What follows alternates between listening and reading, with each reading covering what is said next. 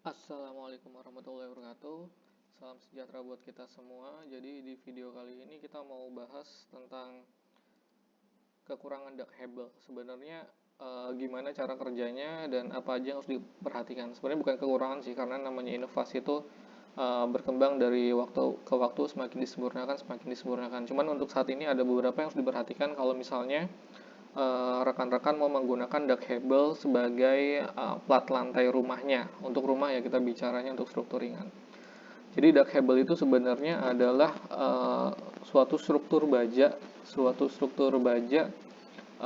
di mana pengisinya atau sebagai decknya itu menggunakan hebel. Jadi struktur utamanya itu adalah baja baja siku L di kopel kanan kiri, lalu ini ada baja UNP sebagai girdernya, dan bisa jadi dicampur dengan beton dan yang lainnya juga. Prinsip kerjanya seperti ini.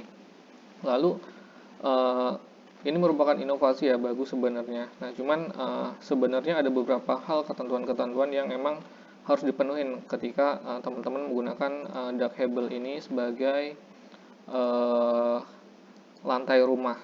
Kita mulai satu persatu dulu ya. Jadi tentu saja namanya struktur baja pasti rawan karat ya. Jadi kalau memang mau menggunakan baja, ketentuan persyaratan bajanya sebaiknya dipenuhi juga, yaitu dicat.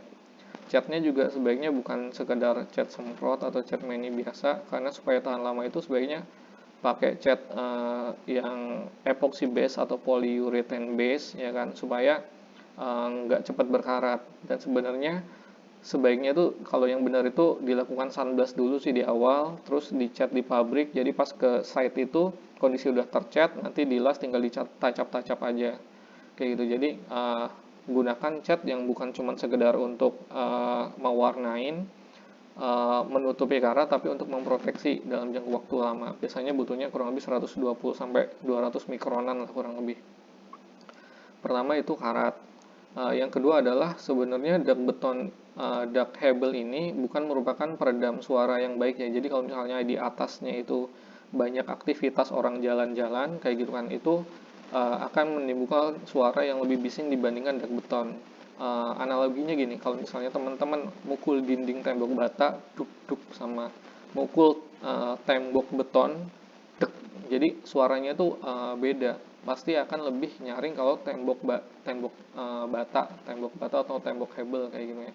Jadi kalau misalnya ini memang nggak terlalu berpengaruh ya, cuman kalau misalnya malam-malam gitu kan ya, di rumah itu pasti sedikit sedikit lebih bising ketika ada yang berjalan dek dek dek dek, itu pasti akan terdengar kayak gitu. Terus yang berikutnya adalah tidak kedap air. Jadi kalau menggunakan duct hebel ini sebaiknya untuk area-area seperti dapur, untuk area-area seperti toilet itu jangan dipaksakan menggunakan duct hebel. Nah, cat seperti ini ya. Jadi sebaiknya sebelum datang ke set, baja itu sudah dicat gitu ya. Jadi cat lapis anti karat ya kan, semua areanya. Terus yang bagian las di kapal-kapalnya itu juga sebaiknya dicat gitu. Jadi tidak ada permukaan yang terbuka, karena itu dalam waktu lama karat itu nanti akan memakan terutama area dekat pantai ya, yang 5 km dari garis pantai itu akan cepat banget karena udaranya mengandung garam. Terus kalau untuk area toilet, misalnya di lantai 2 ada toilet, itu sebaiknya tidak menggunakan duct hebel ini, karena duct hebel ini atasnya hanya diplester lalu biasanya dipasang keramik saja, jadi tidak sampai dicor ulang lagi. Jadi kecenderungannya keramik nanti antar natnya itu akan sedikit ada celah-celah kayak gitu. Jadi atau ada bak mandi di atasnya gitu kan ya, atau apa, jadi nanti kecenderungannya dia akan rembes ke bawah, bocor kayak gitu. Jadi meskipun itu di waterproofing, karena struktur baja itu merupakan struktur yang lentur ya, jadi kalau ada waterproofing yang semen base nanti pasti akan retak, sedikit banyak pasti akan retak dalam jangka waktu tertentu, akan retak, sehingga sedikit banyak nanti akan apa, rembes masuk air dari celah-celah gitu. Mungkin dalam seminggu 2 minggu gak kerasa, tapi dalam 2 tahun 3 tahun akan terakumulasi terus menerus, sehingga airnya itu nanti akan nyampe ke bajanya. Airnya akan nyampe ke bajanya dan bajanya akan berkarat juga pada akhirnya nanti. seperti itu. Terus yang berikutnya adalah struktur baja mudah terjadi failure saat kebakaran. Nah, ini yang paling utama. Jadi struktur baja berbeda dengan struktur beton. Struktur baja punya ketahanan yang lemah pada api ya. Kita lihat misalnya nih, kita lihat beberapa kejadian kebakaran. Jadi kalau kita lihat kejadian kebakaran yang strukturnya merupakan baja, bajanya seperti ini, bajanya langsung leleh. Padahal ini atasnya ini hanya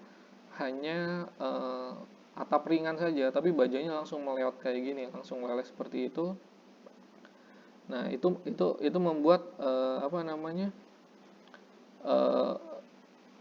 suatu suatu yang harus diperhatikan kayak gitu. Suatu yang harus diperhatikan ketika menggunakan struktur baja di dalam rumah kayak gitu. Sebenarnya nggak cuma pada dak kabel aja sih, tapi pada baja-baja yang lain. Jadi karena kalau kebakaran cenderung baja itu akan panas dan FY-nya akan langsung drop. FY itu kuat tariknya akan langsung drop sehingga dengan beban sedikit dia akan mulur semakin panjang kayak gitu. Sebenarnya ini bisa diakalin dengan caranya menggunakan fire resistant. Jadi fireproofing, misalnya Sika fire proofing.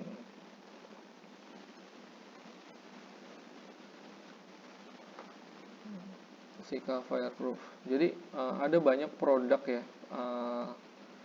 Sika fireproof foam.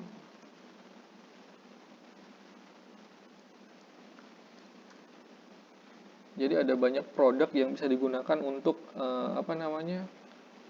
membuat supaya baja itu punya fire rate, daya tahan terhadap api yang baik. Salah satunya menggunakan foam kayak gini. Cuman ini memang harganya ya cukup mahal kayak gitu, seperti ini. Jadi di bawah dak lantainya antara baja sama plafon itu harus diisi foam supaya nanti ketika terjadi kebakaran nanti bajanya akan cukup terlindungin sampai orang-orang itu berhasil menyelamatkan diri keluar dari rumah gitu. Seperti itu teman-teman. Jadi mungkin inovasinya baik, tapi memang sebaiknya harus diimprovisasi supaya punya ketahanan terhadap api yang baik ya kan, terus kedap air juga. Jadi sebaiknya di area yang toilet itu menggunakan bahan tambahan lain, menggunakan beton atau dicor beton supaya lebih kedap air kayak gitu. Lalu untuk peredam suara juga bisa menggunakan foam di bawahnya. Foam itu selain berfungsi sebagai fire protection bisa juga berfungsi sebagai peredam suara yang baik. Lalu karat pada struktur baja, nah seperti ini. Jadi sebaiknya sebelum material itu datang ke site sebaiknya sudah di coating sehingga baja itu memiliki durabilitas yang baik. Mungkin segitu aja teman-teman. Kalau mau ada saran atau bertanya silahkan di kolom komentar. Terima kasih.